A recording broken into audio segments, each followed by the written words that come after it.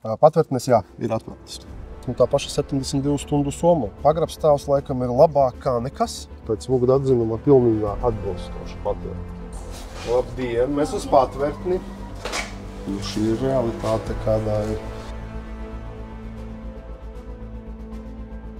Bet tas, protams, ir labāk nekā palikt uz ielas, jā, kad ir apdraudēti.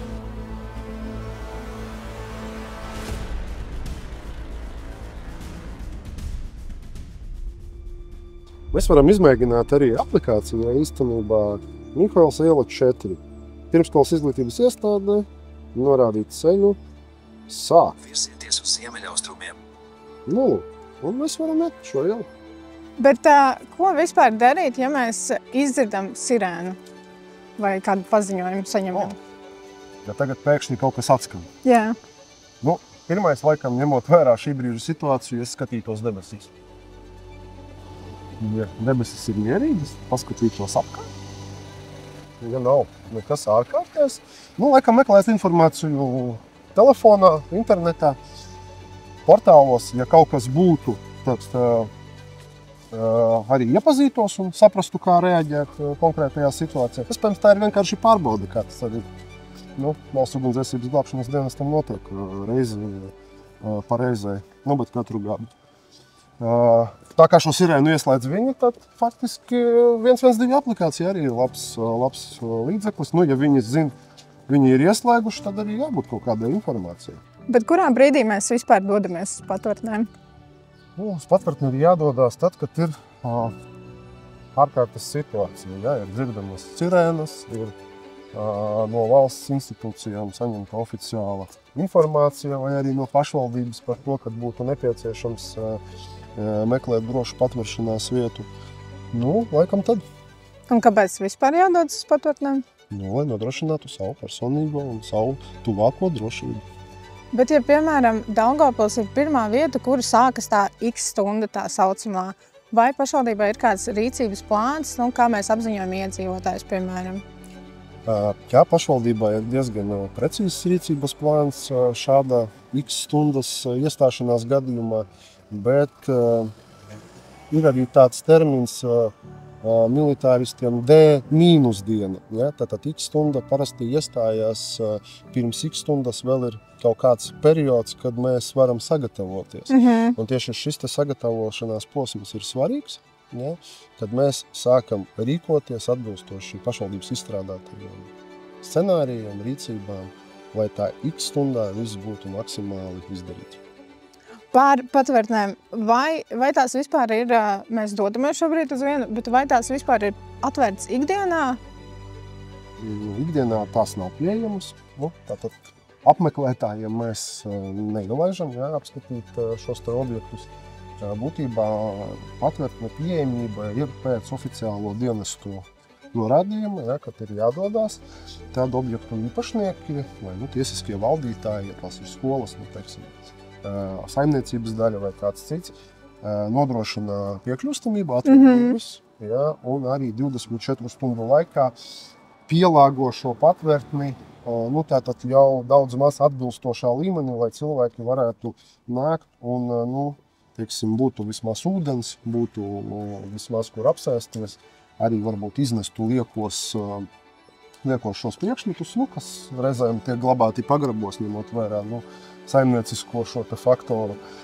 Un tad arī, būtībā tajā brīdī tas viss arī tiek organizēts. Attiecīgi, tiklīdz mēs saņemam šo paziņojumu, patvērtnes jau ir atvērts? Patvērtnes, jā, ir atvērtas. Un mēs runājam par pašvaldības patvērtnēm, bet vai ir arī privātās patvērtnes? Jā. Ir privāti īpašumos pieejamas patvērtnes, tātad vairāki lieli uzņēmumi, protams, ņemot vērā padomju mantojumu, ir savā īpašumā atstājuši diezgan labā stāvoklī īstenībā patvērtnes. Bet pašvaldība tās nevar izmantot, jo uzņēmēji nav devuši atļauju tās izmantot publiskai lietošanai. Arī pašvaldība ir vairāk kārt aicinājusi iedzīvotājus savās daudzdzīvokļu mājās izskatīt iespēju ierīkot pagrabstāvos drošu patveršanās vietu. Cik mēs arī aicinājām, bet, diemžēl, iedzīvotāju atsaucība ir zema. Ja? Mums tādu pieteikumu nebija. Mēs arī varētu atnākt, apsekot, ieteikt kaut ko, iespējams, arī finansējumu kādu paredzēt, šiem te pielāgošanas darbiem, bet, iedzīvotāji aktivitāti. Jā, bet, piemēram, patvērtnes, ko mēs uz viņām ņemam līdzi?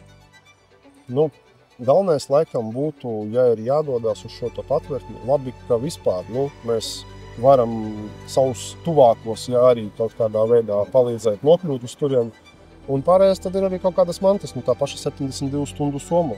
Es ceru, daudziem viņi ir gatava jau, un tad ņemam līdzi un dodamies. Un man ir, piemēram, suns. Vai mēs četrkājienos draugus arī ņemam līdzi uz patvērtni? Es ņemtu. Jā. Es ņemtu, jo tas ir ģimenes loceklis daudziem. Bet, piemēram, aizsardzības ministrijas izstrādātajā rokas grāmatā, kā rīkoties kara gadījumā, tur ir ieteikts neņemt līdzi suņus uz patvērtni. Protams, kad ir dažādas situācijas, dažādi gadījumi, un tā kopējā rekomendācija varētu būt neņemt. Jā, bet ir mazs sunītis, mēs varam iet veikalā, bet tad, kad ir ārkārtas situācija un potenciāls apdraudējums, tad mēs viņu atstāsim mājās. Viņš var iet veikalu, kāpēc viņš nevar atrasties patvērtni. Protams, ja tas ir liels šķirnes kaut kāds suns, potenciāli viņam vajadzētu būt uzpurnim, tur kakla siksnai, un ja īpašnieks ir, adekvāts un var nodrošināt šī suņa pieskatīšanu, drošību un visu pārējo, un tas neapdraud pārējos, manā skatījumā būtu jālaiž iekšā. Un vai patvērtnēs var tikt arī cilvēki ratiņkrēslos? Vai šis kaut kādā veidā ir paredzēts? Situācija šobrīd ļoti dažāda, kaut kur tās ieejas ir diezgan platas un tur var ienest cilvēku. Tur, kur šīs ieejas ir šauras, ratiņkrēsli fiziski vienkārši nevar tikt ienesti. Tad rīcība iestādēs ir noteikta, kad cilvēku vienkārši fiziski ar citu cilvēku palīdzību ienes, apsēdina un pēc tam saliekot ratiņus, iedot arī ratiņus uz patvērtni. Ar šo ir arī, par šo arī ir padomāts. Katrai patvērtnei īstenībā būs izstrādāta instrukcija personālam, arī kārtības noteikumi, kā tur ir jāuzvedās. Un dažās vietās būs atšķirības, par šiem praktiskajiem soļiem, bet būtībā būs instrukcijas un par to visu tiek domāts. Un ko darīt, ja, piemēram, tuvumā nav patvērtnes vai pagrabs arī ir risinājums, jo, cik es saprotu, ir tie konkrēts attālums, man liekas, 300 metri. Jā. Un, lai tu vispār dotos to patvērtni un tas būtu droši, kā rīkoties, ja nav šīs patvērtnes tuvumā?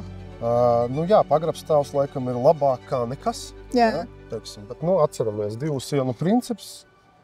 Šis arī ņemam vērā riskus, lai tur nokļūtu, vai man nebūs apdraudējums, ja es pametīšu esošo vietu, kamēr es došos, vai nepastāv tas risks, ka arī kaut kas pa ceļam man var notikt.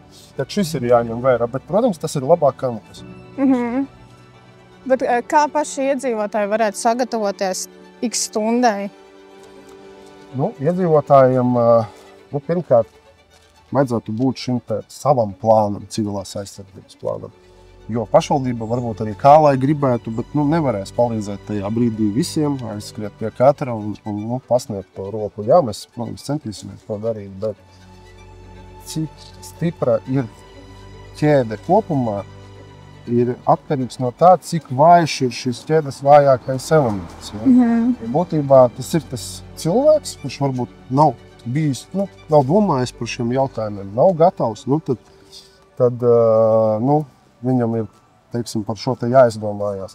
Pašvaldība primāri nāks palīgā vientuļajiem personām ar invaliditāti, un mēs rūpēsimies par šitiem. Bet, ja cilvēks ir apzinīgs, spējīgs domāt, spējīgs pieņemt lēmumus, tad būtībā viņam pašam būtu jābūt kaut kādam šim savam plānam, ko viņš darīs. Bet arī pašvaldības ziņoja iepriekš, ka tikai 31% procents var vispār patvērties Daugavpils patvērtnēs līdz šim apsekotajās? Kur likties pārējiem? Nu, pārējiem, teiksim, ņemot vērā geogrāfiskos izvietojumus un tā, nu, šis nav no zila gaisa paņemts cipars. Ja? Būtībā, nu, daudzi, es domāju, nolems arī citu vietu meklēt. Neskriet uz to tuvāko patvērtni. Tā, bet būtībā šobrīd vismaz geogrāfiski, nu, šis ir pietiekams, varbūt izņemot Grīvas apkaimē, kur ir problēma, ir viena patvērtne, un arī Jaunforštates apkaimē ir divas, ja nemaldos, patvērtnes, ir liels blīvi apdzīvots guļam rajons, un jā, tur ir šīs problēmas. Bet tāpat laikā mēs jau aicinām iedzīvotājus piedāvāt saules pagraba telpas publiskā izmantošanai un nu, tādā veidā nodrošināt sevi un sev tuvākus. Pagriezieties pa labi. Kāreiz? Kur mēs tagad esam? Bērnu dārzā. Mihails ielā 4. Un tas, vienā no patvērtnēm. un šī sanāk ir daļai vai atbilstoši? Nu, ir jāpārbauda, bet man liekas, ka šī bija pēc Vugda atzinuma pilnībā atbilstoša patvērtne. Tā jautājums, kur viņa ir? Meklējam patvērtnī. Vienkārši nevar būt arī, ja? Jā. Jo, piemēram, no ielas, nu, stabili vispār nevar redzēt. Labdien, mēs uz patvērtni. Jā, uz pagrabstāviem bija brīdināti it kā. Paldies. Lūdzu. Dāmas pa priekšu. Dāmas un bērni. Nu, lūk. Šī ir viena no patvērtnēm, kas ir atzīta par pilnīgi atbilstošu. Jā, tad tas nav cokolstāvs, tas ir pilnībā Pagrabstāvs. Jā. Vienīgais, te ir kaut kādas mantas. Jā, protams, nu, kas tiek izmantots saimniecības vajadzībām, ja, kaut kāda glabāšana arī skatos ir spēļu istaba īstenībā, kas varētu būt arī īstenībā bērniem, piemēram, protams. Bet, piemēram, šajā patvērtnē, cik liela ir ietilpība?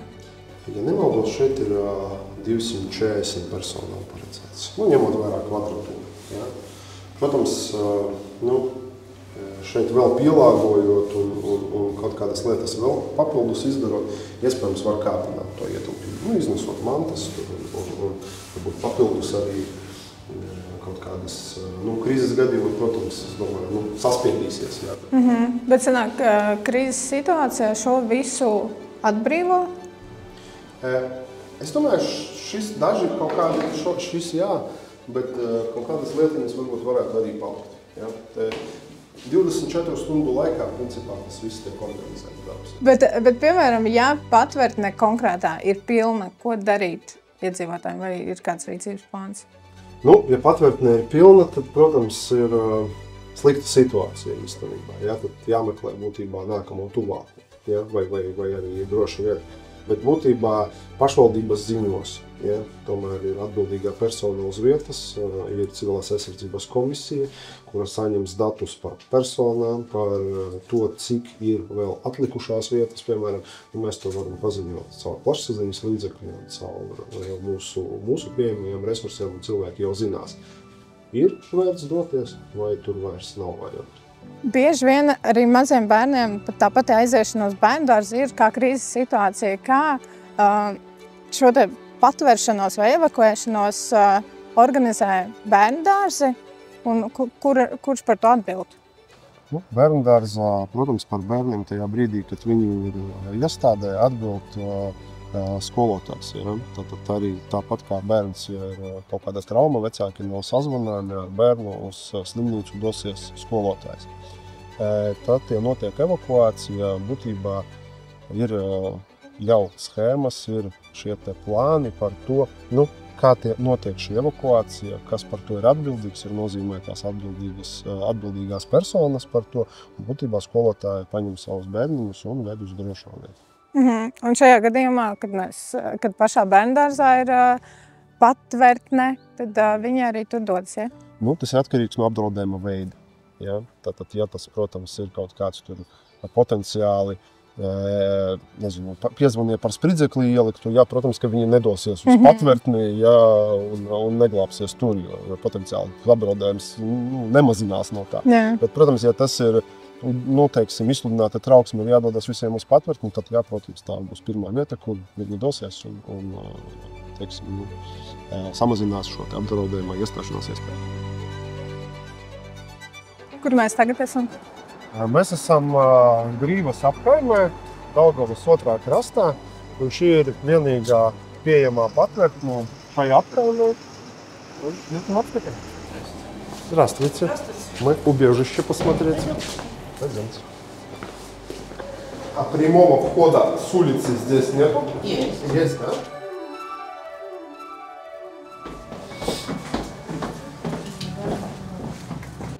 Nu, šī ir realitāte, kādā ir salīdzinoši ar to, kur mēs bijām Mihvalsa ielā 4, komunālā iela 2. Nu, šāda izskatās tā realitāte.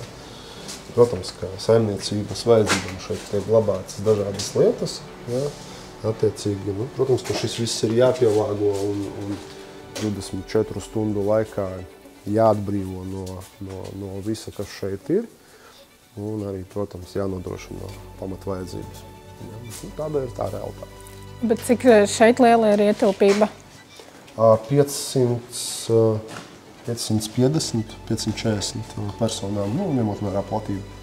Bet tad ņemot vērā, ka šī ir vienīgā Grīvā un šajā Daugavas pusē, tad tā ietilpība ir diezgan liela.